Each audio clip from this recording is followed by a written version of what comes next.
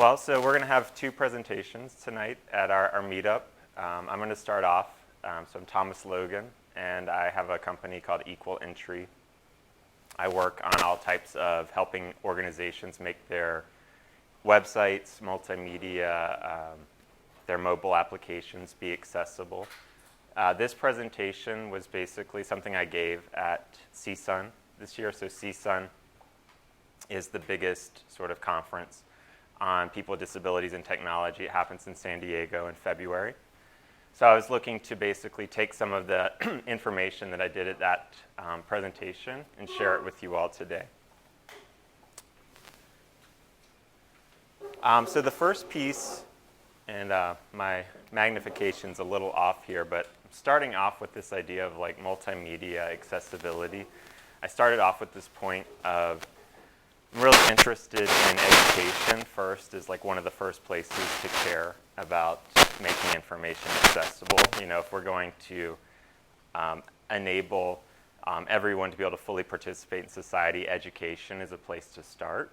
And I'm kind of calling out at the beginning of the presentation Harvard and MIT, which are two of America's most esteemed universities.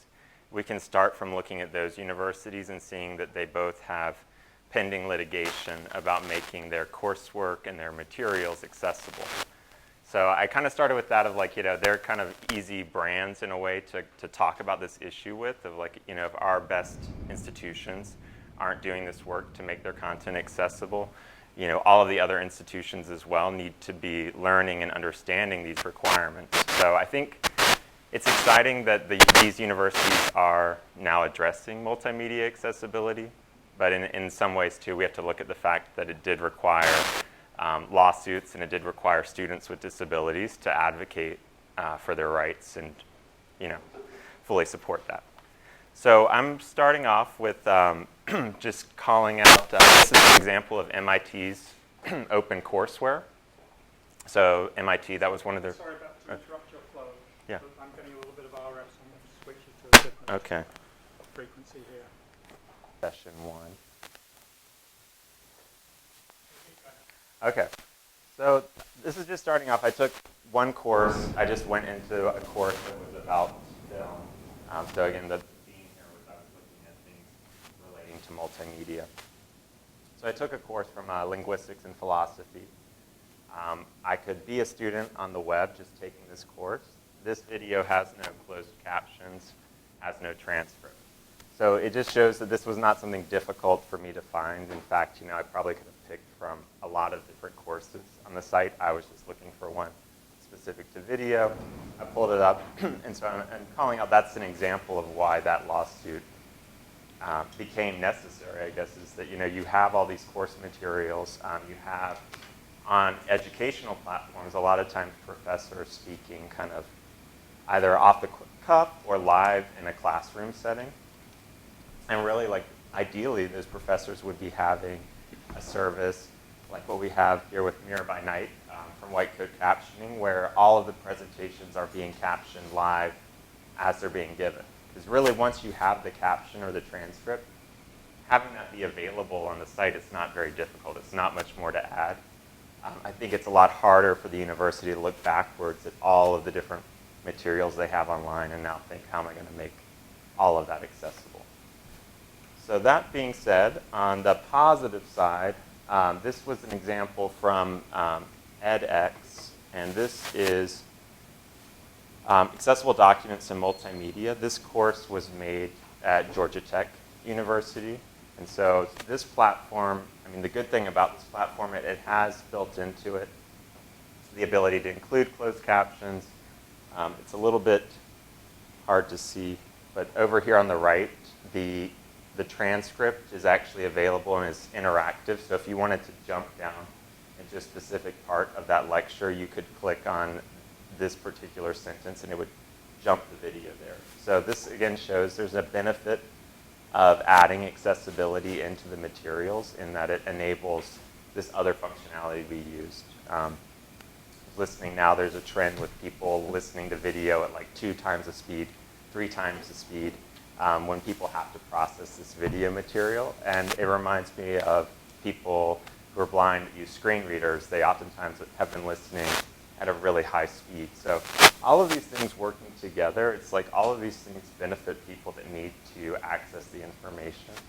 I did hear when I presented this at CSUN, there was a comment that, because the captions are over on the right-hand side, they're not as corresponded or connected to the video itself. So again, even when a platform is doing things good for accessibility, I guess it is still, there's always room for improvement and working with users and getting feedback. But contrast those two just to show that, in the modern e-learning management system, there is already, reference cases where, Harvard or MIT could go to see examples of how this is being done in accessible ways. Another point, so Chancey Fleet from the New York Public Library, she was actually a resource for me in producing this presentation. She actually was a student in disability studies. I can't remember at which university. But one of her points was that a lot of professors, when they publish the syllabus for the course, a lot of times in the syllabus it'll include watching videos, watching movies. So in my hypothetical situation, if I was in a historical representation of people with disabilities in film and TV course, that point I was making was that even a lot of those things aren't fully accessible. So for a student, just even looking very specifically at the domain of people with disabilities in film and technology, those things still have barriers. So Chancey's point was her recommendation to a professor is to include actually checking out all of the things that are in your syllabus. Oh, yeah. Yeah. Thanks. To include in the syllabus a check to actually verify, are these materials accessible? And definitely publishing the syllabus before the class starts. So I think that actually made a lot of sense to me that, for students that need to seek out accessible alternatives, being able to have the information ahead of time to go and maybe work with a certain service to have it be made accessible. It's very important. Again, this slide was to point out historical media and current media. So I was looking at some references or some usages from the past. I think what's good with current media is now when media gets produced, I think there is more of a, because we're working in a digital platform age, a lot of this information is already being made accessible. But again, sort of like looking at all historical information that's available, there's a lot of challenges, a lot of work that still needs to be done to ensure that there's full access to that. So I started off with just an example, the book Flowers for Algernon by Daniel Keyes. And this is a famous book, that has basically the storyline is a person that had a low IQ and then wakes up one day with a very high IQ. And it's been utilized in media, from everything from like The Simpsons to It's Always Sunny in Philadelphia to comic books like Spider-Man. So I thought it was interesting to take a book or a topic that had been referenced in all these different types of media and say, well, if we wanted to actually study how this representation or this understanding of a person with an intellectual disability was represented in all those platforms, all of those different platforms need to be accessible to actually enable someone to have critical thinking on that.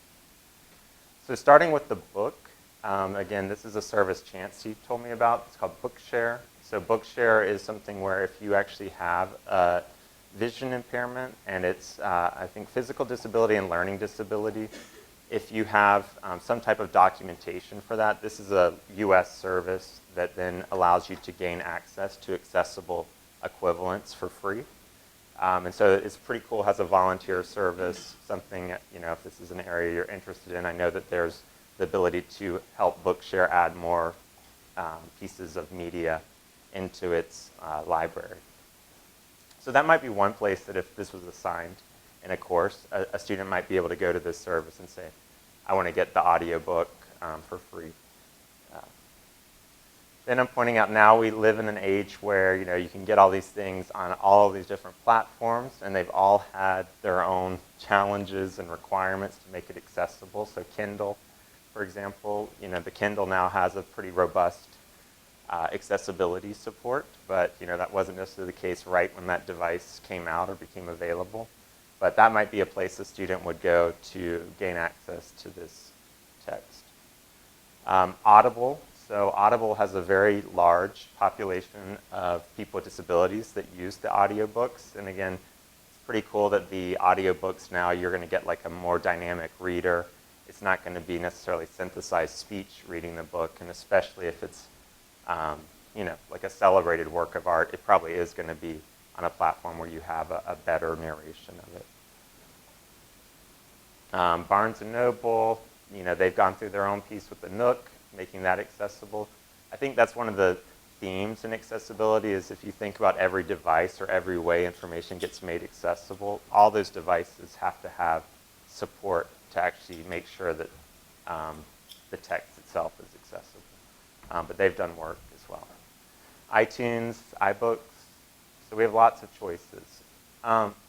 Now this was just an example of showing that there are still these historical texts that can go into an ebook platform and not be fully accessible. So sometimes this was just an article I kind of mocked up on the Facts of Life. I scanned it in as an image, and you will find books in a lot of these digital libraries that are just digital scans. What happens if you turn on a magnification tool or something that you would use if you had low vision? You can have the text get cut off. So you're trying to read it. It doesn't actually rescale. And so now we have basically a digital platform where we have something that's not as fully accessible as it could be if it was done the right way. So I would say, looking for this, like we don't ever want to see content that's like put into a digital platform that has this type of issue going on with it.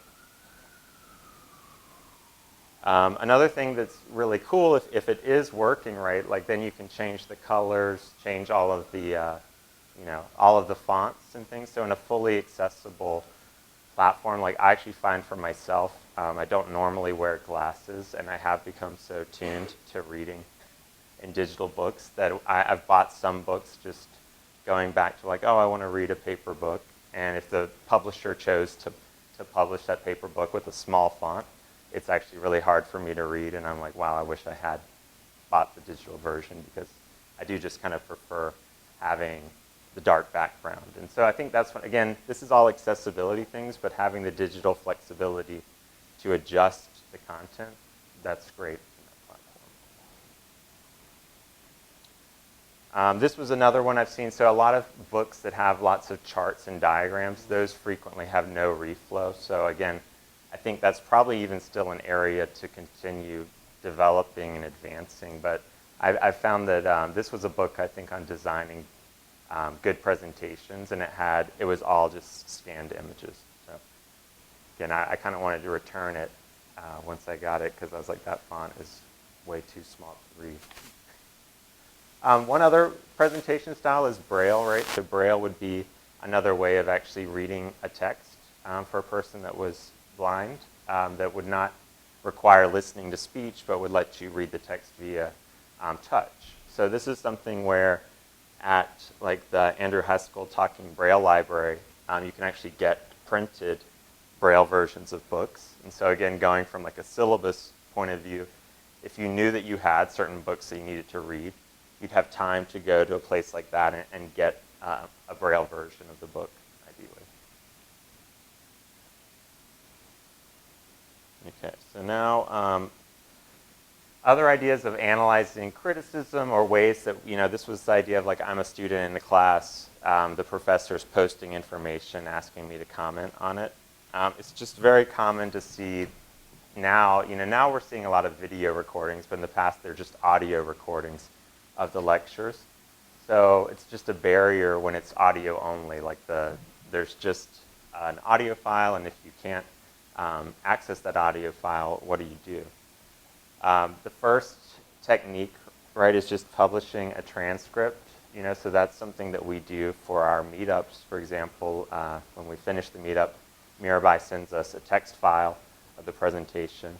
So all we need to do, or one thing we need to do, is include a hyperlink, or the ability to access that text just via hyperlink. So now we have a file that can be played, but we also have an alternative or an equivalent that can be accessed. I used this example in my presentation to show like something I think is really cool when you think about large media studies and having captions or transcripts. So Frinkiac was, or is, a service that has indexed, has nearly 3 million Simpsons screen caps, and show a quick example. You know, like my favorite episode was, I really liked the episode with Pinchy and the lobster, you know, so I can just type Pinchy. This is good with disabled foodie coming up. Lobsters is good food, right? And Homer's like, oh God, that's tasty. I wish Pinchy were here to enjoy this. So, you know, it's really cool to use the transcripts in that way where the synchronization of having the text and the still from the Simpsons video, like that's what is enabled by having accessible alternatives. So I'm actually hoping that this service kind of continues to go, but this is something where, you know, if you were doing a study of flowers for Algernon, for example, that the Simpsons made a reference to that, you can actually search and find, you know, the stills via this service. So we don't have to sit and watch every episode, right? We can use the text transcripts, search visual information in a really compelling way. And poor Pinchy.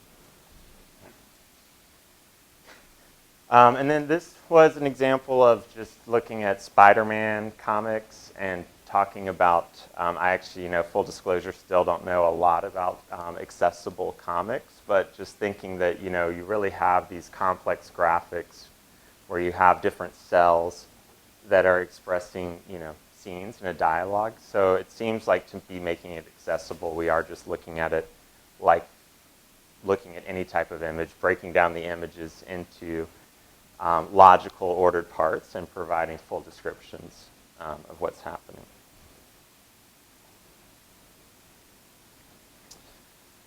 This is kind of thrown in, again, I'm kind of ADD, so I like just showing a lot of examples.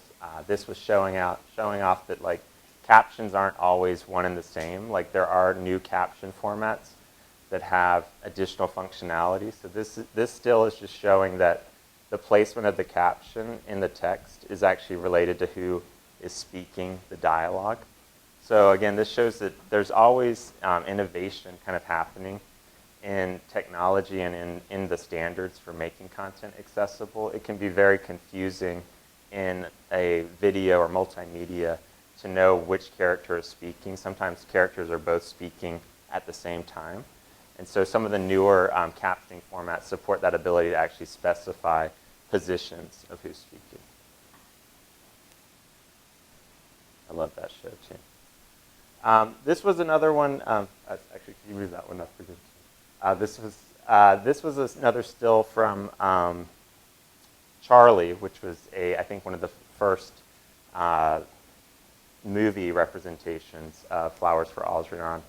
And in this still, I was just showing that again, for someone that was blind or low vision that was consuming this film, the dialogue is actually saying, I can never get that one word, that school. But visually on the chalkboard, we see that Charlie has written like pretty much all of the words wrong, and there's like words written backwards. You know, there's obviously like more going on with Charlie than that. And this is an example of why we can't just have captions be what makes something fully accessible. So if there's things happening in the visual frame that aren't described in the narration, you know, someone that's just listening to it totally misses out on that. You know, I might be just listening and saying, oh, Charlie got everything right, but he just couldn't get that one word school. But, you know, in the actual media itself, it's being communicated something more than that. So I was using that to kind of segue into having some audio descriptions and some descriptions of sounds. So this is a still from The Facts of Life. And so Jerry Jewell is one of the, she was the first person, I believe, with cerebral palsy on a TV show, like a mainstream TV show.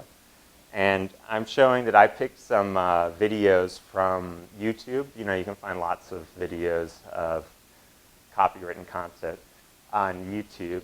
And sometimes on YouTube, they have captions automatically provided. And so I've heard that this term is usually called craptions. So this is an example of, they're trying to say facts of life, but it says, while most people's memories or facts apply for a lighthearted sitcom. So it's just not, it's not interpretable. It does actually, the words themselves, you know, if we were listening to it, you could see how something automatically listening to it could think memories of facts, but, you know, this is facts of life. So one service that exists is called nomorecraptions.org. So they actually let you load up a YouTube video and you get what was currently in the caption, and you can edit it and change it on the fly. So now on YouTube, if an author chooses to open up their video, you can take submissions from the community. And this is an example of a service where you could take then an automatically provided caption and then, you know, do the work to actually tweak it and fix it. So that was no more captions. Another one that we just did, and I'm going to play this video.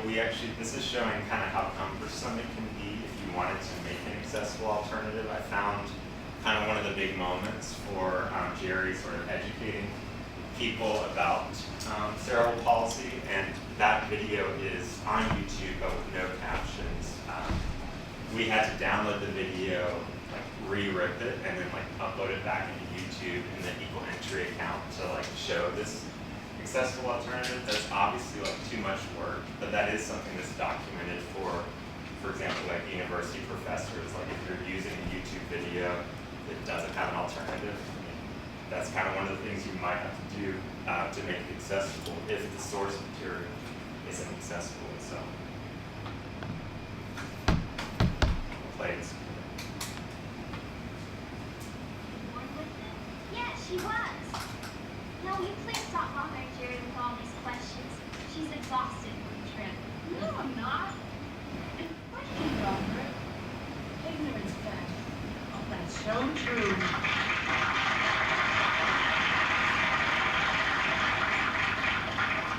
That is really true. I learn so much when I watch Jerry Lewis on your telethon every year. So do I. But that's muscular dystrophy. This is a bit of Whoops, sorry. And one of the things I thought was interesting to call out in this still here was that, you know, you, as part of captioning, you caption sound effects. I thought it's funny to look back in time to say that's actually a really long pause for like a beat of like that applause. And it would be kind of confusing without this extra alternative in there because there's like a break in dialogue. I don't really even think we have that type of thing in most of how media is produced today. But this would be one of the conventions for adding a sound event into the dialogue is to use these brackets and in lowercase describe the sound. All right. Just also showing the media evolution. So Jerry was actually one of the influences for, I don't remember if it's Jimmy or Timmy, I shouldn't remember the references, but she was actually one of the, she's a comedian actually, that woman, and she was one of the inspirations for the South Park character. And calling out that I can load up a South Park video, and because of when it was made, they do already have all of the captions produced for like a TV show like that. And that kind of shows that I think as legislation has required these things, you can find, as we move more forward in time, ideally more and more content is just accessible. We wouldn't have to do the work of like ripping something again into another version. All right, I'm going to skip the miracle worker just as we getting close on time. I'm going to show an audio description from St. Elsewhere. So St. Elsewhere was, I believe, one of the first TV depictions of a person with autism. And so Tommy is the main character, the son on the TV show. And this is a big spoiler, but because St. Elsewhere is like at least over 25 years old, I think you've had time to watch it. But this is the very last scene of this entire movie, or entire TV series. I thought it was really interesting because without an audio description, it would be completely inaccessible to its main purpose. I'm going to show you all kind of a blown out video here. This is a service called YouDescribe, and YouDescribe lets you take a YouTube video and then record additional audio descriptions into it. So James on my team recorded some additional audio descriptions into this, this last still here.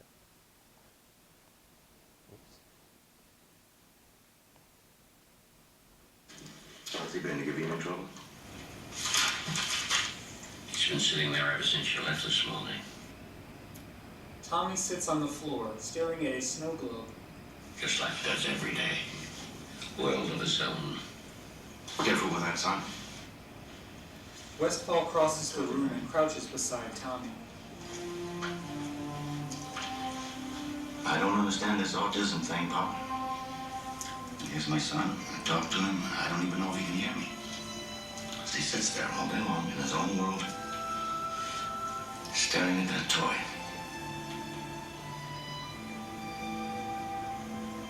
What's he thinking? Tommy shakes the snow globe and stares at it. Come on, son. Let's go wash our hands, all right? Good night. Westfall takes the snow globe from Tommy and places it on the mantle. Everyone exits the room.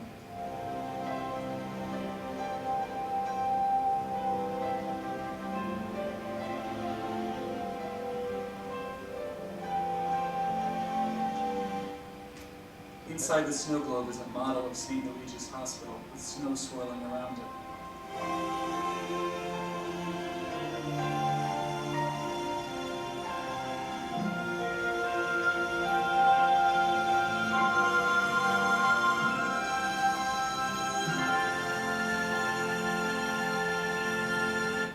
So the whole picture or point there, which I guess has been also aped in a lot of different TV shows, is that the whole TV show happened in Tommy's head, and it ends with him shaking the snow globe and looking at it and seeing the hospital that the whole show was based on. And so this is just calling out, that's just one long, sentimental music playing, and then a close-up of the snow globe. There's no extra dialogue going on at the very end of that series, so, missing the whole kind of final point there. Calling out now, like we have Marvel's Daredevil. This is showing just a still from Netflix. So, Netflix also had to have pressure from the accessibility community. Daredevil is about a crime-fighting lawyer who is blind. So you would think this is a good movie or good show to include audio descriptions for, especially when a lot of the sounds are just like punches and, legs breaking and guns firing. So, it's like, what's happening? So you have this now in Netflix. You click on this chat thing, and you have subtitles on the right, and then under audio, the first one under English is you can get English audio description. So that actually loads a different stream into the Netflix player. And this is how audio descriptions usually work in a more sophisticated video player. You can actually load a separate audio stream. So, it's not going to play for everyone, but again, there's more people than just people that are blind that would benefit or enjoy listening to the audio description. And if you haven't ever listened to an audio described video, I recommend trying out one of the ones on Netflix. It's very interesting. This was a still. I wanted something a little kind of provocative, but I think this is interesting. The organization Pornhub, that is very famous for on the web, they actually published audio described pornography. And I thought it was very, it kind of goes with that whole point. It doesn't really matter what the information is. It really does speak to that point. And that was, again, one of their messages when they did it was that they said, we're used by however many millions, billions of people around the world. So, they chose a selection of videos. And as an academic exercise, you could, go and check those out. This one. And just to wrap up, one of the last things, and I had longer to speak at the conference, but obviously doing this meetup with Sean and Cameron and everyone that's been a part of the meetup, we've learned a lot about just doing this whole process of doing live meetings, trying to make them as accessible as possible. So on the Equal Entry website, we have an article about how to make an accessible meetup. It's sort of a living article and something that we continue to update, ideally with our own best practices from this meetup. I just wanted to end with three of the people and three of the services that have helped us make our meetup really accessible is one, working with white coat captioning, which is Mirror by Night here. So we have, text transcriptions live of our presentations. Jolie McPhee from the Internet Society of New York. So we stream our videos, we stream our presentations for people either with mobility impairments or people that just can't attend our meeting. We want people to all be able to participate and enjoy it. And then Svetlana Kutsanova, I actually read her book, Sound is Not Enough, Captioning is Universal Design. It's a really great book, and Svetlana's been someone that helped us with finding sign language interpreters for our events, finding the right people to provide transcription services for our events. So, we've really benefited from our community here, and that's something that I think for anyone that's working on multimedia accessibility, it does take learning who are quality providers, who are quality services to do this, and we're really fortunate with our meetup to have great people. And just with that, I'll take a few questions if anyone has any comments. Yes.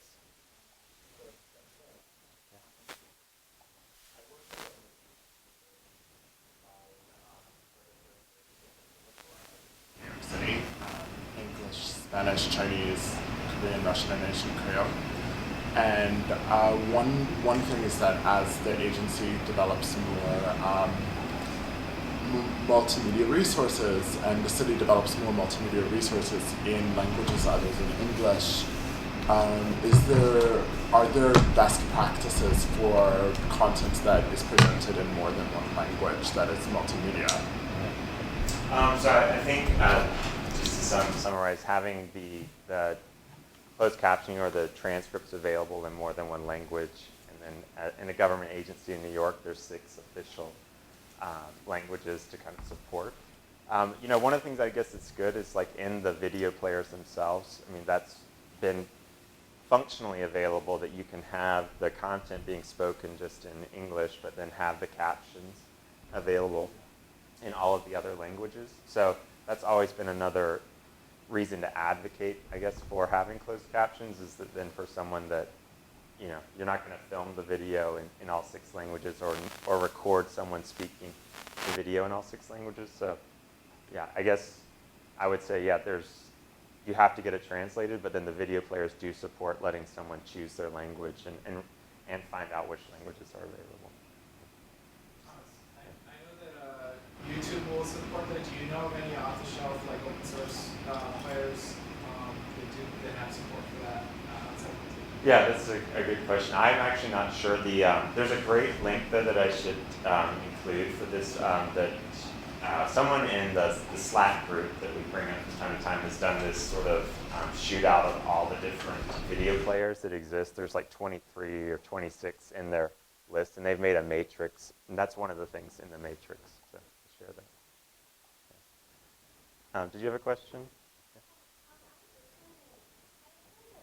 If you dyslexia-friendly fonts out there, do you know if there's any, I guess, video players or anything that actually provide the option for that as one of the fonts for the captioning? Yeah, that's a good question. I believe, I don't know if you can load a custom font into the YouTube player. I know like when I checked the YouTube player in the past, it didn't have, like Open Dyslexic was one of the fonts that was available. It should, in theory, be able to be done.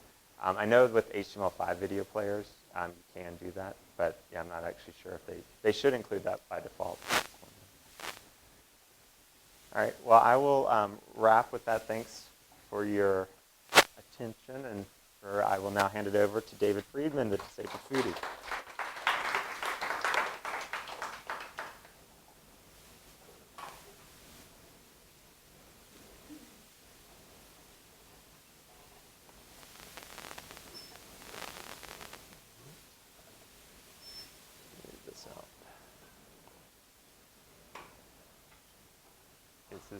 I meant used much. Okay. All right, so we got to give you this.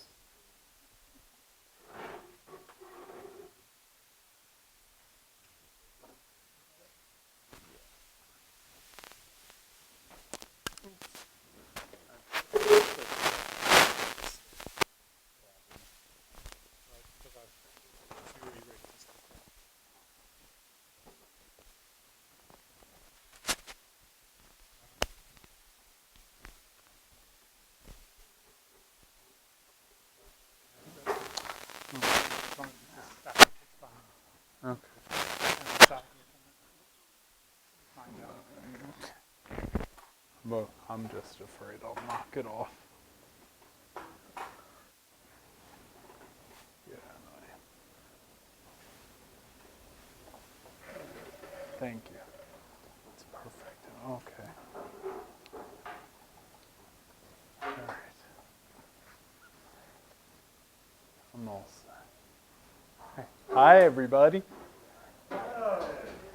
I'm a New York City public school teacher for my day job, so I'm a little more want the audience to participate as able. To introduce myself, I'm David Friedman. I'm a 39-year-old foodie.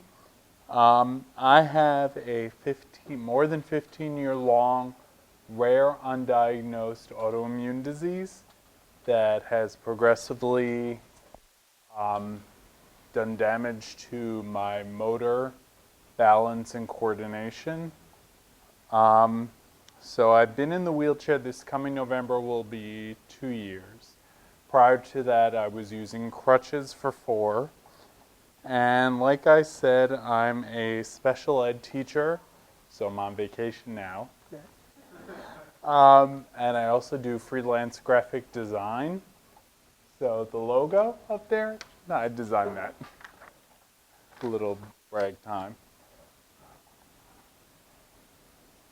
So by show of hands, how many of you are familiar with my blog, The Disabled Foodie? Have either seen it or read it or subscribed? Thank you, if you do. So to give a backstory, my husband and I were out in August of 2014, and some of you may have heard this, and we were having the conversation that we have had ad nauseum at that point of how much research is involved for me at the time in finding out if a restaurant or food venue is accessible. And keep in mind, one of the tenets that I've put forward is on my blog and in my writing is I'm only able to represent my experiences unless I've been fully educated as to what to look for other disabilities. And even then, many other disabilities, as people know, are so experiential that I don't feel it's, I guess the best word would be fair for me to try and represent someone else's experience when I can't have those experiences on my own. But with that being said, I decided at that time we were out at a beer hall in Williamsburg, and I decided at that time that instead of continuing to complain about it, I would take my best stab at providing some kind of resource that combines a review of the food with a review of service and accessibility, because in my research, I've yet to be able to find a website that combines the two. And my goal with the Disabled Foodie is to provide a resource where it says not only is this place accessible insofar as the areas I'm able to evaluate, but the food is good and you're going to be treated well also. So as of today, I posted my latest review yesterday. I have 118 reviews and about 150 total posts. I've reviewed in New York, New Jersey, Pennsylvania, Boston, Rhode Island, Maryland, South Carolina, Florida, and Puerto Rico. Puerto Rico because my husband was born and raised there, so we're there at least once a year. I'll review almost anywhere that there is food, restaurants, food halls, venues, street fairs. My review this week was actually from the French Institute's Bastille Day celebration on 60th Street, which in terms of crowds was an absolute nightmare. So keeping in mind, mainly I'm doing this from the perspective of a wheelchair user because that's my experience. I will evaluate and ask whether there are Braille menus available, which I have yet to find. It's almost like asking, and it's sad to say, but it seems like it's asking them to produce a unicorn, the way they react to, which is unfortunate. And I try to stick in the accessibility portion of my review to the ADA regulations. Not saying that those are perfect, because I'm definitely not, but I want to be as objective as I possibly can within that section of the review. And yes, the food is very subjective, so that's a different story, but I try to keep the accessibility review as objective as possible.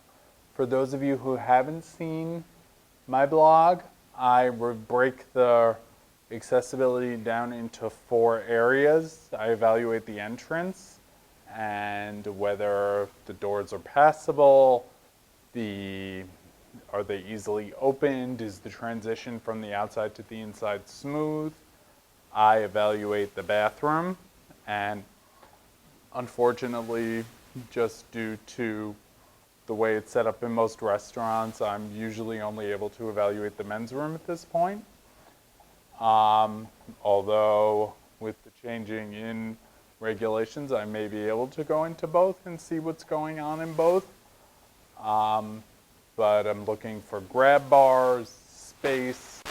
I do look at the brightness of light within the interior of the bathroom and the interior of the restaurant, how loud it is at the time I'm dining there, and also then the passability of the interior space, whether the furniture is movable, not movable, and then, believe it or not, the biggest factor, which I'll get into more, is the one piece that's not regulated by ADA, which is the staff.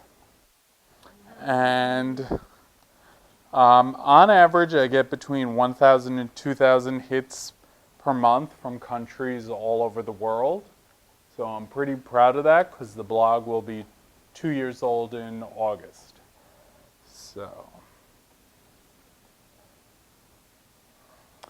And to get into, for those of you who aren't familiar with the ADA regulations, specifically for restaurants, and this is just a short list. If anyone wants to contact me after, I can refer you to the restaurant resources I use, and I'll go through them a little bit. If a ramp is necessary to get into the restaurant or be within the restaurant, the slope ratio is 1 to 12, meaning that if the entrance is a foot off the ground, that ramp has to be, or if the 1 foot off the ground, that ramp has to be 12 feet long. So, and it has to be at least 36 inches wide. And then, apologize that I'm going to read this, but there's a lot more, and I didn't want to overcrowd the slide. They must have a minimum landing length of 60 inches. If a ramp is longer than 6 feet, it must have a handrail on either side that measure 34 to 38 inches in height. And what's interesting in reading most of the restaurant regulations, unfortunately, most of them, as far as I've read, only cover, or mostly cover mobility in terms of accessibility. which is really unfortunate because it leaves a lot of loopholes for restaurants. Entrances, the doors have to have at least a 32-inch wide opening. One of the gray areas is if the entrance has stairs, they have to provide a ramp, a lift, or, and this is the gray language of the ADA, an alternate accessible entrance, where I've been led on odysseys through like other buildings and then across tar pits and through basements and dungeons. And while it's good that they are providing a way to get in, my understanding of ADA is that it would be equal. And I don't see everybody else having to go on an odyssey to get to a dining room.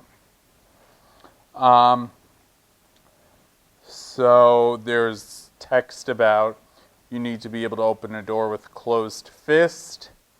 Beveled edges in a door must not measure more than 3/4 inch. And this is a rule that I see broken all the time.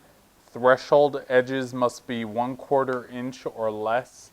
That rule is broken constantly. For seats, tables, and counters, what's interesting is the ADA only details rules about fixed seats. For example, like you find it in a McDonald's or a Burger King where everything is attached to the floor. But when it comes to seating like we're in today, there's no rules that I've been able to find within the ADA about this type of seating. So if the seating's not fixed, they can pack 30 tables into a 200 square foot restaurant, and there's no regulation as to spacing. The only regulation is that they have to provide seating throughout the space that's accessible, which makes no sense because there's no regulation about how will someone get to those seats. For bathrooms, and this is, they must be clearly labeled, but there's no rules about where that labeling needs to be that I've been able to find. They must have special amenities such as level or ramp access, wider doors, and handrails around the toilets, which is key.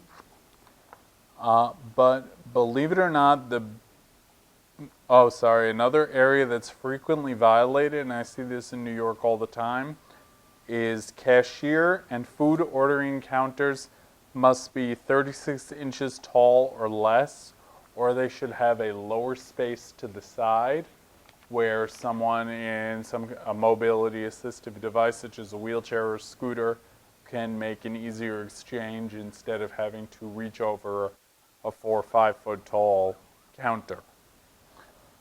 But believe it or not, even with all these factors, the one that I find makes or breaks the experience is the staff.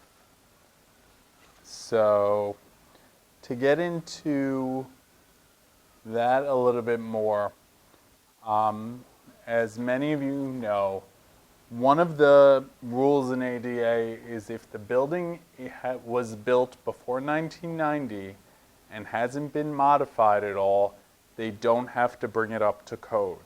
So a lot of restaurants will not modify a space purposely for the purposes of not having to bring it up to code and spend the money for that. And I've heard that from restaurant owners who have said that to me outright. And that's another theme I come across is the perception is it's going to cost us too much. I've heard chefs tell me that making the restaurant accessible will put them out of business. But a lot of this is very subjective. The ADA, some of the language in the ADA is, you hear a lot of, it says reasonable modifications, but it doesn't define what's reasonable. And because of the gray area, it leaves a lot of wiggle room where restaurants don't necessarily have to make the accommodations for the disability community because they'll say, oh, it's unreasonable, that'll put me out of business, it's too much money, and the vague wording and definitions just give them too much of an out. But the other thing to know is that another problem that I found is one size doesn't fit all within the disability community. So there's still work to be done in terms of what meets everybody's need. What is universal design? What does that look like? What does that look like within a restaurant space? And how does that work with the restaurateur's vision for the restaurant? What I found is the management or owner usually know a lot more about the ADA than the staff does. And that's because they have a larger stake in it, because they own it, they have a lot more to lose, so they largely don't want to violate it from the perspective that they don't want to be punished, is the attitude. It's not that they want... I found in the restaurateurs that most of them that I've interacted with, which I'll get into a little more, there's a lot of indifference about it. Not that they don't want to, they're just kind of like, I'm not going to worry about that, or it hasn't even occurred to me. Many do try to avoid it, and they do use the loopholes they find in the vague language to get around it. But the bigger area is the staff's attitude and knowledge, because more than likely that's who we're interacting with. You're not often interacting with the restaurant owner. You're not often interacting with the manager. You may or may not. But you're interacting with the staff. For me, I still always call ahead, and I have a published article, it's in the media section on my blog, about what I do before even going to the restaurant and how to make a phone call, because the phenomenon I encounter all the time is I call them and say, is your restaurant and are the bathrooms wheelchair accessible? And I have to repeat the question at least once because they don't understand. And then when I start asking more specific questions, more of them will understand, but it's reached the point where with some that they just have no idea what I'm asking, even if I'm giving definitions and all but sending photos to them of what it would look like. But commonly, that's the first point where I've had difficulty.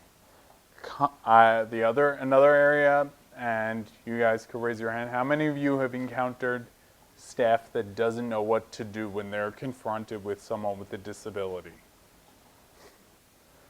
It's kind of like those cartoons from the 80s where everybody's running around bumping into each other because they have no clue what to do, so they just run around and hit everything and everyone.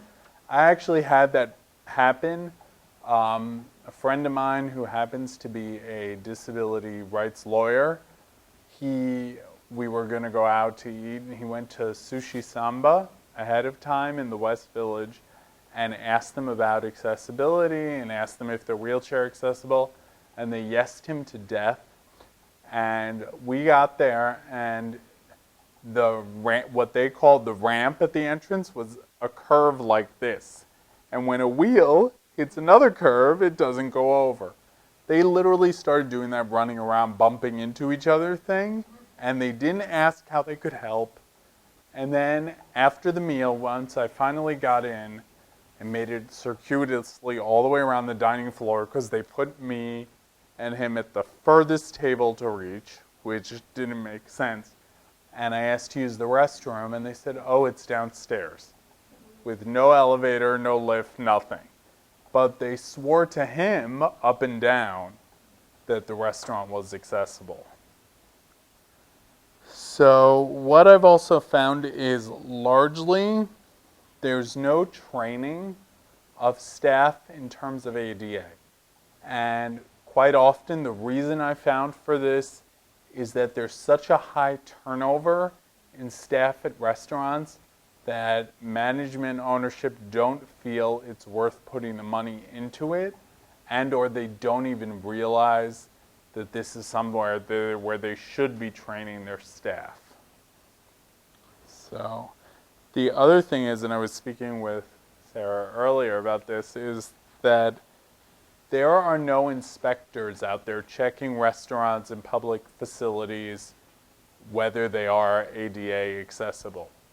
If you come across a violation, it's up to you to report it to ADA. There's no one out there like the restaurant, people grading the restaurants with the A's, the B's, and then hopefully we're not seeing any F's.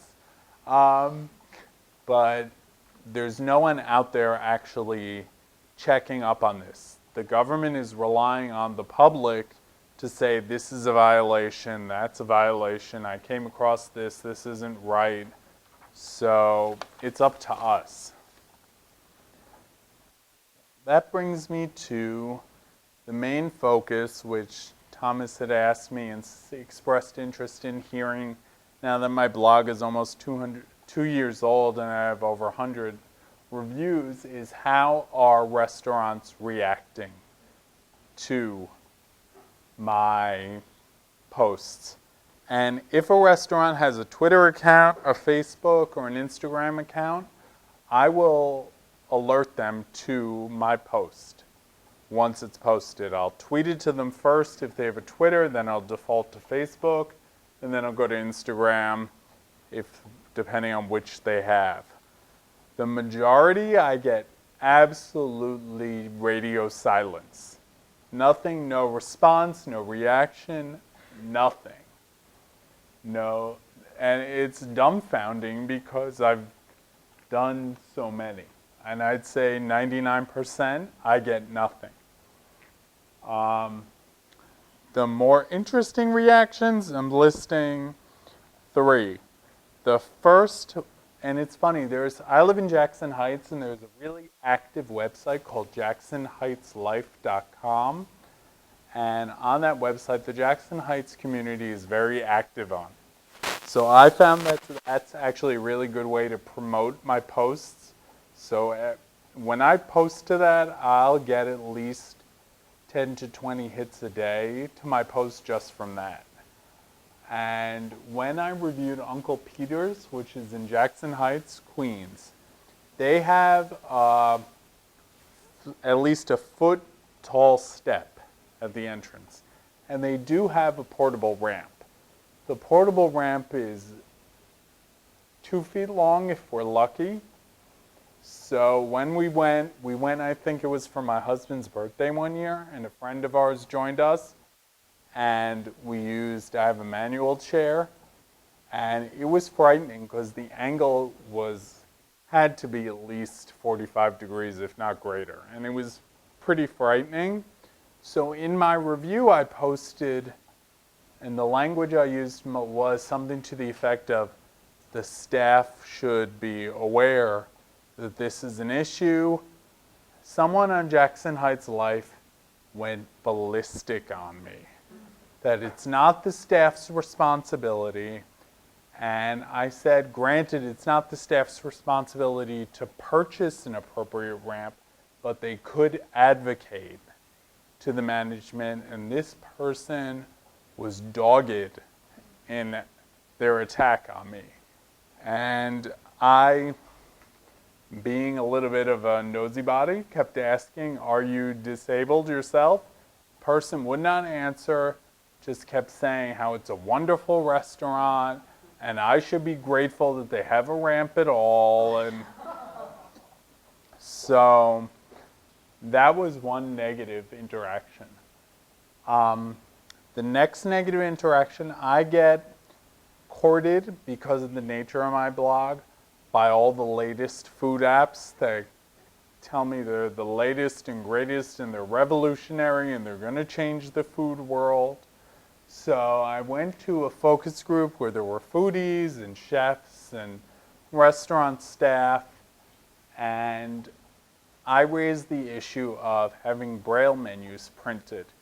You would have thought I stabbed this chef's child. He went crazy on me, screaming about how having a Braille menu printed would put him out of business. Do I know how expensive it is to have a restaurant in New York? And it was really unpleasant. And he just kept harping on it. You have no idea how expensive it is to run a restaurant. And so that was negative. The unfortunate other negative reaction I've had is from some members of the disability community. And I have to preface this as specific members have come at me because I haven't represented their experience. And when I've asked them to help me and guide me, the specific people I've interacted with, who they approached me, told me what to do. And I said, well, that's all experiential. Would you come with me? And it came down to the fact that it seemed these people wanted me to do all the work for them, and they just reaped the benefits. But they were very accusatory and willing to attack me as, you're not representing me, you're not putting my experience out there. And when I said, I can't put your experience out there, I can only represent myself. Why don't you help me? Why don't you join me? No, you do it. So, Did that come from like your website or just from prison? it's all come as that specific set of negative interactions, the blast within the disability community, was after the article about me was published in AM New York probably about a little over a year ago. When that was published, I got a lot of positive support, which was wonderful, but there were some of that ugliness reared its head. And I opened it. I said, teach me, show me, how can I include your needs in my blog? And nope, you do it for me. I don't want to be involved. So it's unfortunate. But on the flip side, I'm going to start with the bottommost bullet because it's a quicker point. Every now and then I'll get a thank you from a restaurant that I tweet to. Two that I can recall, and it's interesting in that all these positive reactions have come from bigger names. Marcus Samuelson, I don't know if you guys are familiar with him, his restaurant Red Rooster up in Harlem, and then Street Bird. Those are his two restaurants in the city. I reviewed Street Bird, and it came from his Twitter account. I don't know if it was him. I'd like to think it was him because I'm a little bit of a fan. But I got a thank you tweet from him. I've gotten a thank you tweet from Francois Paillard and his amazing pastry that I want to live inside because they're so good. But the biggest positive reaction was I went to the Shake Shack. We were going to an exhibit at the Museum of Natural History. So my husband and I got our Shake Shack fix on at the Shake Shack across the street from the museum.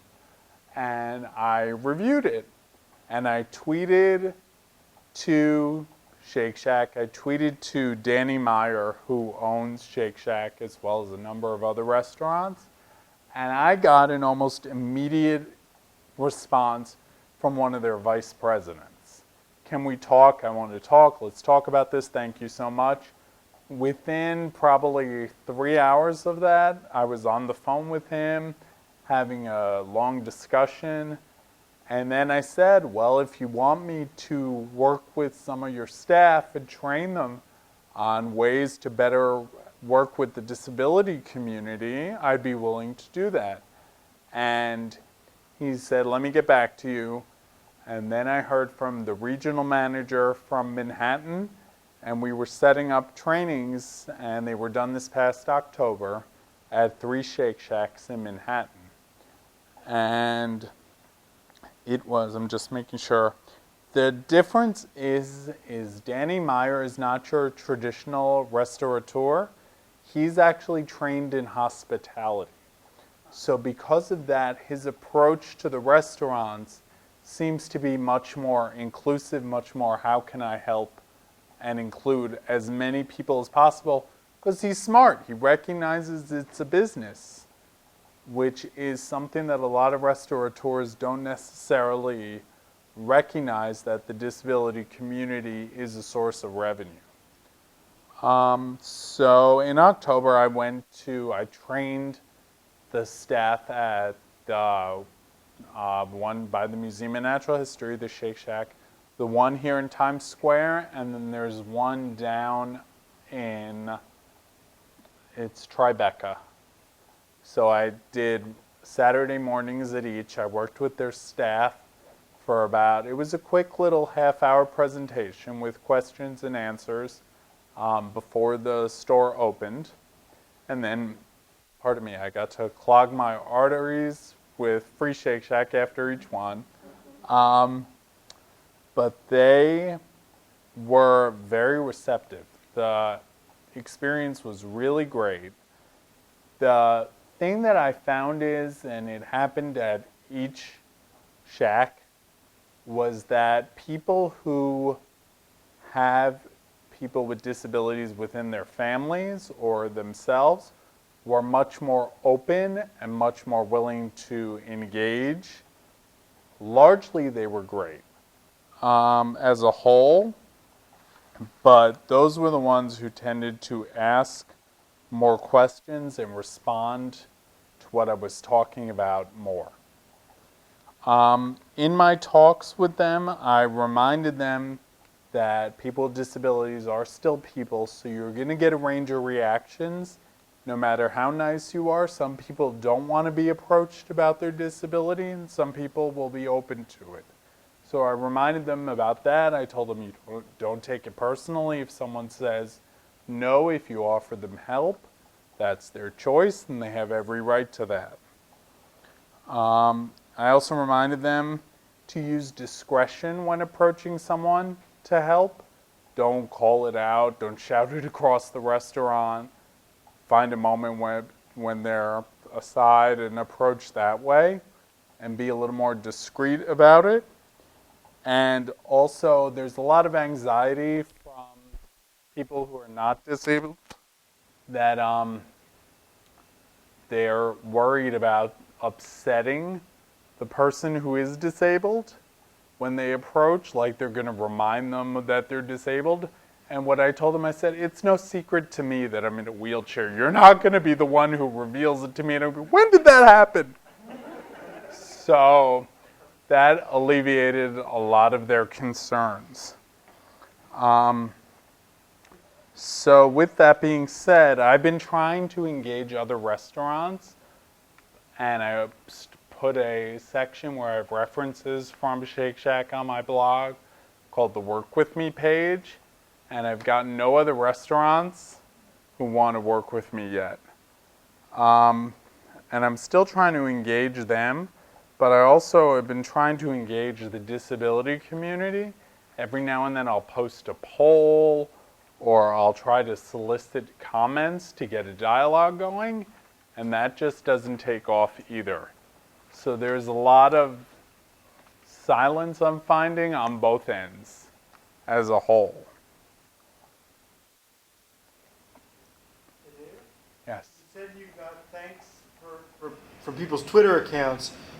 Were some of those places that you had some constructive criticism? Yes. It wasn't just the ones where you were laudatory. Yes. What Street Bird did, Marcus Samuelson's restaurant, what they did, which is a great idea in theory, but for someone who uses a wheelchair, it was a disaster because there's a lot of finger food in his restaurant, saucy finger food, wings and stuff.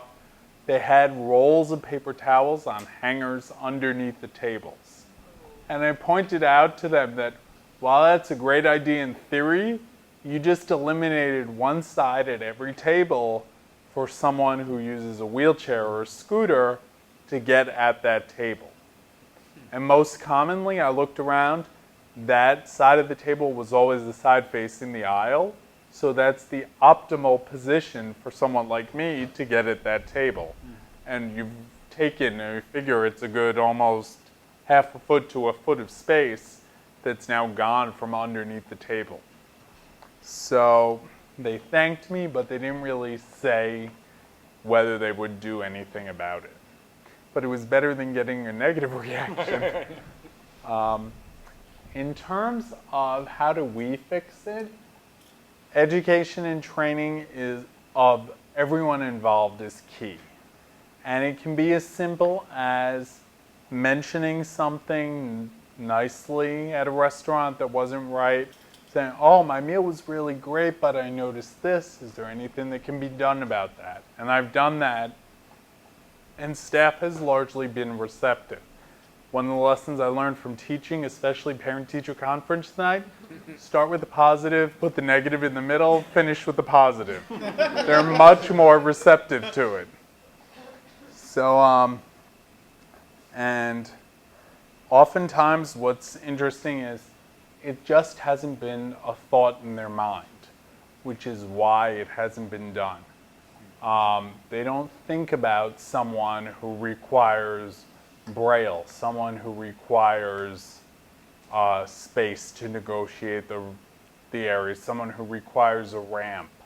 They don't think about it until it's in their face. And then all of a sudden you're running into that cartoon scenario again quite often.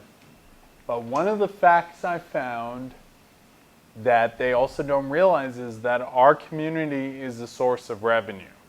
Open Doors study in 2003 was estimated that diners with disabilities would spend $35 billion in restaurants that year, and more than 75% of people with disabilities would eat out at restaurants at least once a week. So if that's brought to their attention, then all of a sudden, just like anyone, you bring money to their attention, the ears open, and all of a sudden they want to know how they can get a piece of that pie. I've still met some resistance when I brought that up, but that's largely from people who are like, oh, I don't need their money. But then guess what? You're not getting mine if that's your attitude.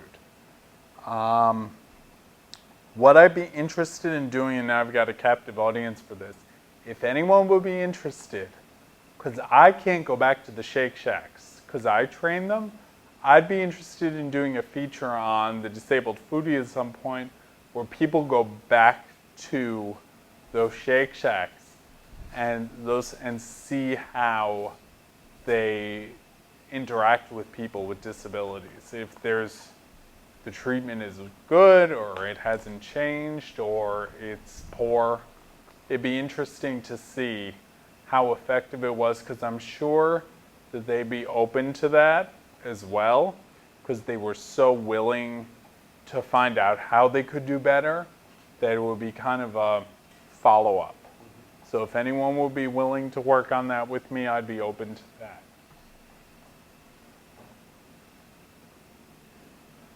And then now, any other questions, comments from everybody? I was wondering, since it sounds like you haven't had a lot of luck with Braille reviews, but from what I understand, most blind and low vision people have smartphones. Would there be any opportunity in getting restaurateurs to make sure their online menus on their websites are accessible, rather than asking for a printed Braille menu? Because anecdotally, it seems like a lot of restaurant websites are much less accessible than the typical website, but they can't really make the argument that it's impossibly expensive to make a screen reader accessible menu on their website. It's an interesting, I haven't thought to ask that, but it's a good thing for me to ask. If you want to collaborate, I did a accessible menu for Tom Colicchio's craft a couple of years ago, just showing that once you get a format, you could mark it. I'd love to do that. That would be cool. Yeah, there was one place, and I didn't get to see it as we were exiting a restaurant in Rhode Island, There was a tiny little sign off to the side, and I didn't see if it even had Braille on it. It only had text saying there is a Braille menu available. So as we left, I noticed I wanted to see the unicorn. But that would be. I actually ate at Craft Bar, the one on Broadway down by Union Square. That was one of my earliest reviews. So that would be good to see. Yes. Can you talk a little bit about your first experience at Shake Shack? They were somewhat helpful. My biggest issue there was the bathroom location. And I don't know if the accessible bathroom, you have to go through the door in the back, through the staff lounge, to the elevator, go down, and there were kegs in the way, so they had to move kegs out of the way. And then I was able to get into the bathroom, and the bathroom itself was okay. But after my review, and actually this answers a question from earlier, they did, when I went back to do the staff training, they did make some changes. They cleared some paths. They made sure that the kegs aren't blocking that path of access. And they cleaned up. I actually think I wrote that the bathroom was dirty. So they made sure that that bathroom is clean. I don't know if that was because they knew I was coming back, but I'm hoping that wasn't just the case. But I'm trying to think, because when I have my husband helping me, it's a little different than when I go out by myself, naturally, especially, but they did bring our trays to us, which was nice, and they did that without me having to ask, I think. After you do 100 reviews, they do start to blur together a little. But I was happy just because of the fact of how they reacted of like, how can we make this better? Okay, instead of saying, oh, you pointed out these things to us and how dare you, we're perfect, they came back to me and said, how can we improve? So that was good. Cameron. When you talk about ADA accessibility, like there are restaurants that are grandfathered in as of 1990. It sounds like an all or none scenario where if they even touch a fixture in the bathroom, they're legally required to overhaul everything. Is there an incremental process that people can go through if they want to make improvements? My understanding is that if they make any kind of modification, everything's got to be brought up to code. It's absolutely everything. Yeah. Hi, disability rights lawyer in the room who works on this a lot. Yeah. What triggers the obligation to bring something up to the most current standards is what's called a fundamental alteration, and it only has to be an alteration of the area that's been modified. So if you have a 2-story restaurant and there's an alteration on the first floor, that doesn't mean that the second floor has to be modified for accessibility. If people want to play it safe and just not modify their restaurants at all, that's something that they can do, I guess. Then there's the entire idea of reasonable modification. So even if you haven't had a modification since 1992, you still have an obligation to get rid of easily removable barriers, but generally the barriers that face people in restaurants, especially in older buildings, aren't that easy to remove. So yes, lawyer soapbox, thank you. I'm thinking about it from like a software perspective for a website where you can make incremental changes and say like, we're gonna focus on easy, obvious things that we can do immediately and then gradually improve over time. So, for instance, like support bars, which we were talking about. Yeah. If the only thing I wanted to modify was like install accessibility features to a bathroom. Well, I guess it's sort of a hack, right? It's like if you really believe that all you can afford is an incremental approach,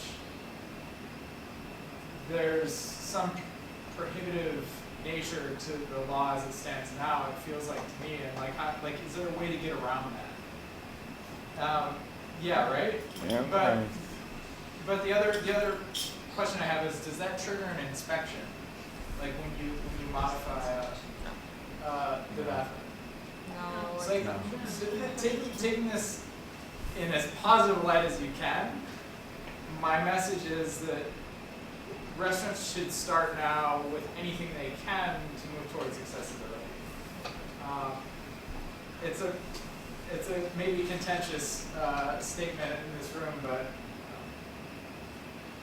I'm coming at it from a web standpoint where I will constantly encourage people to say, like, this is obviously broken, fix it, it's low cost, it's low hanging fruit.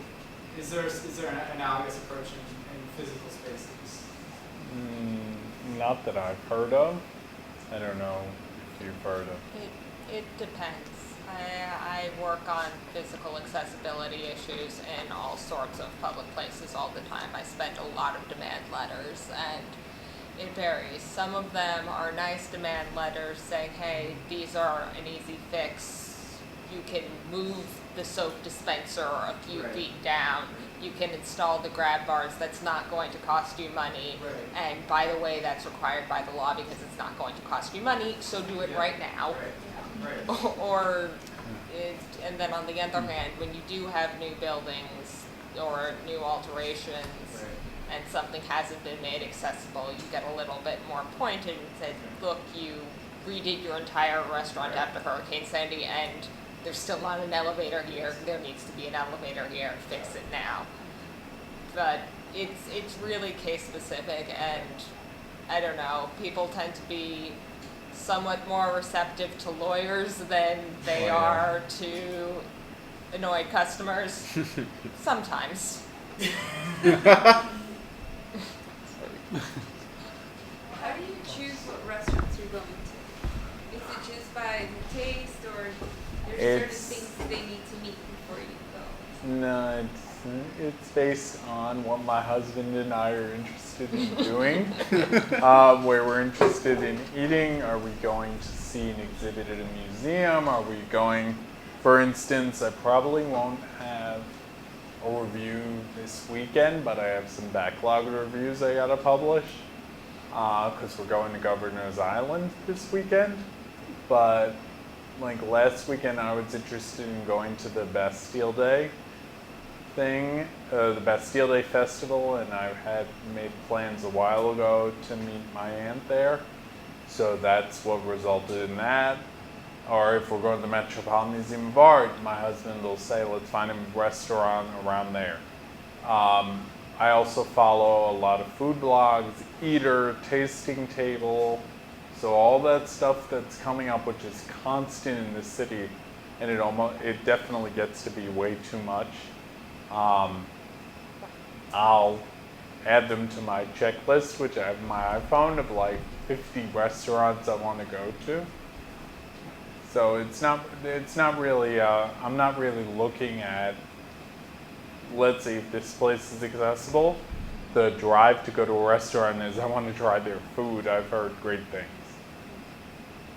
Yes. I'm wondering if either you've contacted or been contacted by other people doing something similar, but I mean, just looking at accessibility issues, not people who are doing exactly what you're doing. I'm in touch with Corey Lee. I don't know if anyone knows Curb Free with Corey Lee. His blog does what I'm doing for restaurants, he does for travel. I'm in touch with him. I'm in touch with Brett of Brett Approved, who also, he's on the West Coast. He's also got a travel blog. And his is more like Yelp, in that anyone can join and post a review. And we actually have been having a dialogue about the pros and cons of that, because with Yelp, as everybody knows, anyone can go on. a former employee can go on Yelp of a place that didn't like the place and slam them, which is why I'm trying to keep my blog right now, my reviews, so at least I can try and keep it as objective as possible and avoid that. Trying to think, Srin of Acomable.com, he's developing Acomable, which is kind of what he's trying to make it the Airbnb for the disability community, and he's out of London, and a lot of travel. There is a woman, and I met her at Disability Pride last year. I believe her name was Andrea. I might be mistaken. And she has a website about restaurants in New York City, but it's only about accessibility. So there's nothing about the food. So that's what I'm trying to add as a value add of like, not only is this accessible, but the food is really worth your while in going. Yes. Is your blog accessible, and do you ever get complaints about that? I haven't had any complaints. I'm not the most tech savvy, like you guys blow my mind in terms of tech. I do fill in the alt comment on all my photos. I try to write as comprehensive a description of my pictures as possible, and my videos. I include a video description where I'll describe as much of the video as possible. At the boot camp in September, I met a woman who said she was going to help me with that. I followed up and never heard from her again. I'm open. I haven't had any complaints about it. I try to be cognizant of things like color blindness, but I can't claim to always do the best job with that. But I try. I want to make it more accessible. I just don't necessarily know how. But I haven't had complaints so far. Yes. Hey, we were trying to give our 2 cents from one lawyer, developer, and from marketing.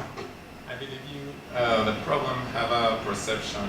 It's a perception problem that can be solved by making accessibility cool.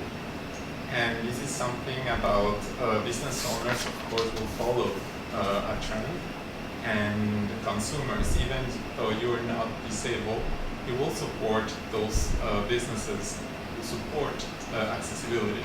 Right. So I know you're banging your head against the neglection of business owners and even public perception in general. But with all that, my wife, she came up with this idea. Maybe making accessibility sexy and putting out there why it's important. Because there's some trends out there.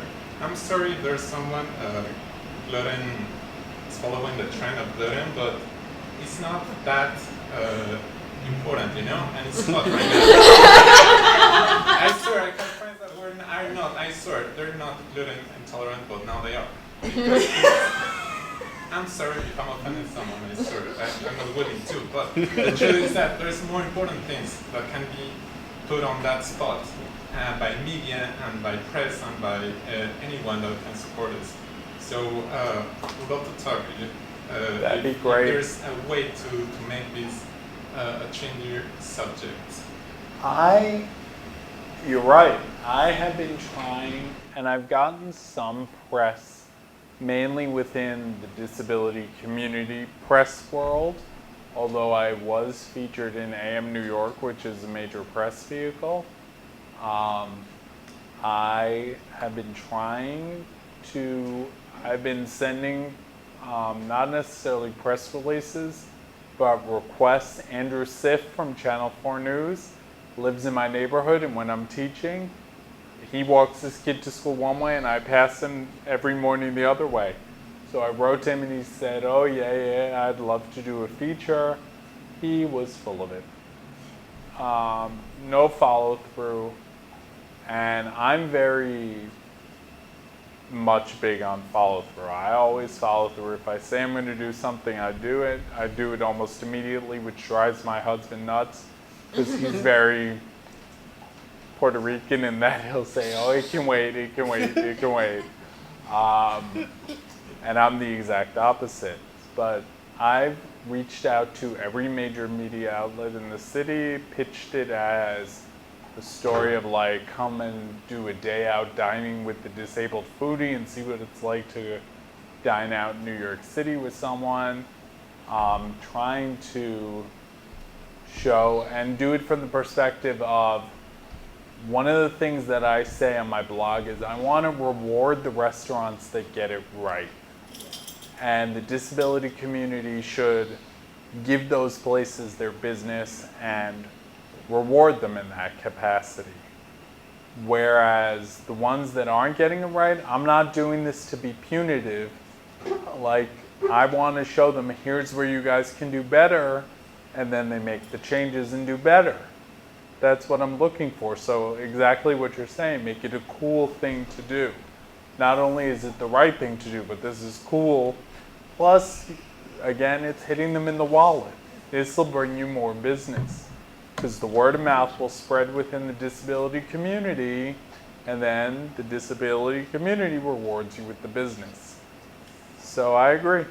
I think that that would be great if we could somehow make this cool and sexy. It would be great. Because then they'll all jump on the bandwagon. Yes. Like, I noticed Starbucks is like one of the only places I noticed where they like mark out sort of like an accessibility seating area, or at least I've seen that at a lot of Starbucks. Is that, how common is that to have businesses like mark a section? The only other place I can think of top of mind where there's a marked table is at a restaurant on the corner of Roosevelt Avenue and 81st Street, Pollos a la Brasa Mario, in Jackson Heights. It's a Colombian chicken restaurant, and they actually have a table with the wheelchair symbol right next to it. I can't think of anywhere else beyond there and Starbucks where I've seen it. Yeah. I know that when I was traveling in Denmark, there were a couple of restaurants that, and one thing in Europe is that European countries don't tend to be quite as, good about anything with wheelchairs. But there were a couple of restaurants I did see there that had either seats marked out for places that were wheelchair accessible, or also intended for folks who use other mobility devices. My question is, I was also wondering, in your traveling, because I've read the blog before and I've noticed that you've been to a bunch of places. Have you noticed that some certain cities do better than New York in terms of restaurant accessibility? Yeah. I've got the majority of my reviews are here. I can think of the opposite, which is, I mean, top of mind, Puerto Rico, as much as I love going, the bathrooms in restaurants are never accessible. Never. And even though they are ADA technically regulated, I've yet to see a grab bar in a restaurant that wasn't associated with the hotel there. Places that have done well, I'd say I haven't found that one city is necessary. In the cities I've been to, I haven't found one city that's necessarily any better or any worse than New York. They've all been roughly the same, I'd say, largely.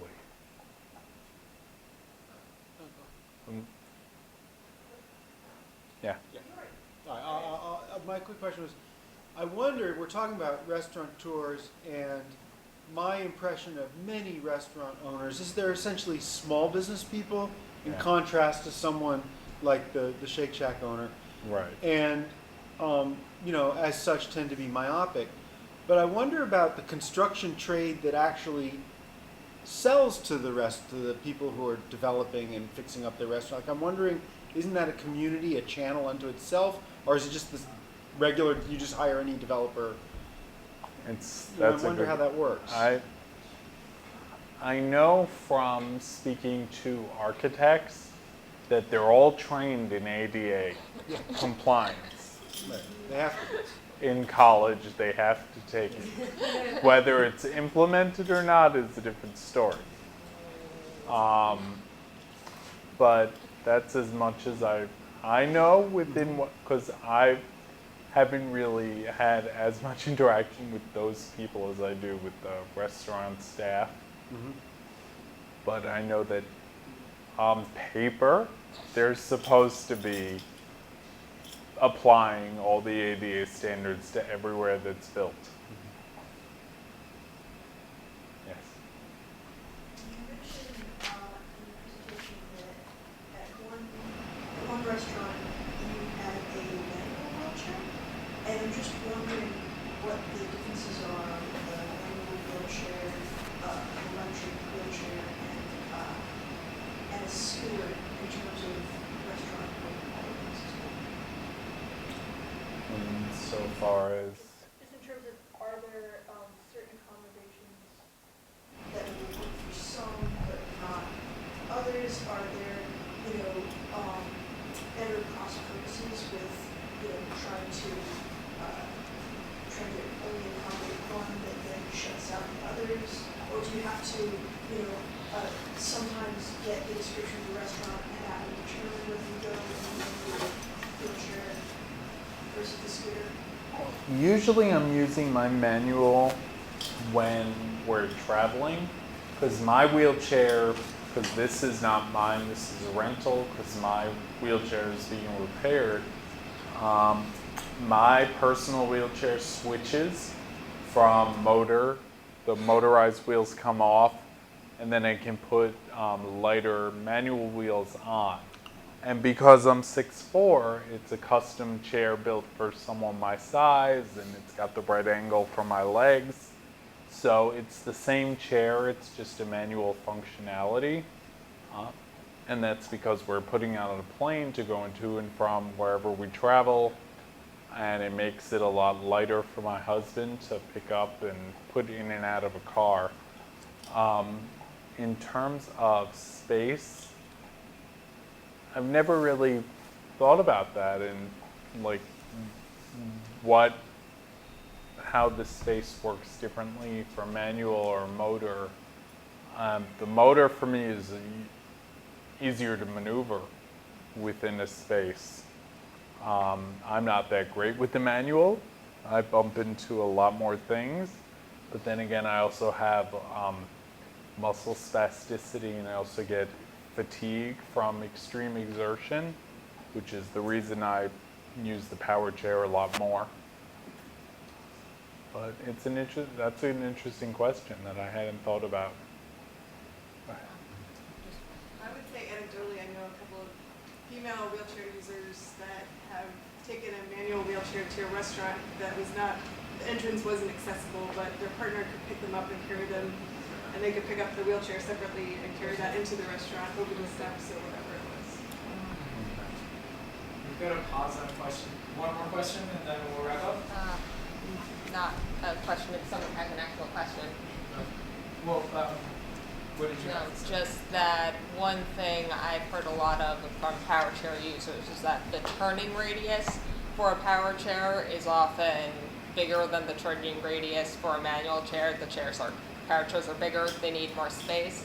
So if a bathroom is pretend accessible, like it'll have the grab bars, but it's not big or wide enough, they can't turn around in the bathroom, so it doesn't help. Although this turning radius on this one is incredible.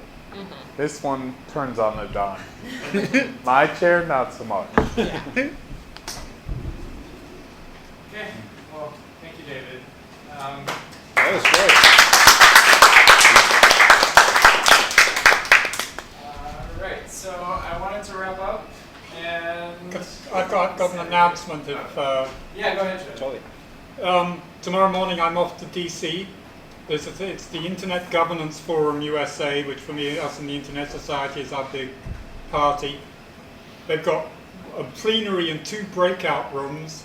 I'm going to do caption text embedded on all 3 things on our live stream, and we're going to put it on, and the captions are being sponsored by Facebook, which we thank them for, on the condition that we also are going to stream it onto their Facebook page.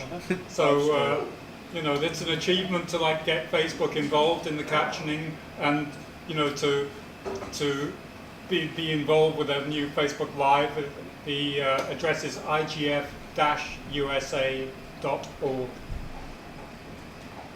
Thanks. Okay. All right. That's on Thursday. Thursday. Great. Well, man, so much from tonight. First, I want to thank SSB Bar Group for providing the food tonight and for being an ongoing sponsor. To ThoughtBot for hosting the space. David, thank you for joining us today again. And Thomas, thanks for your presentation. Thanks to all of you for making this a wonderful meetup and for joining us tonight. This was a lot of fun. Trying to think if there's anything you want to do after this, you can follow up on the meetup group, meetup.com/A11YNYC. And David's website is thedisabledfoodie.com. And as he mentioned in passing, you can reach out to him about working with him. There's a tab on his page to do so. Work with me. Work with him. So please follow up on that and talk to David more. We have the space for a few more minutes. We should probably be out of here by 9, but 15 to 20 minutes and we'll be out of here. Thank you so much. Thank you.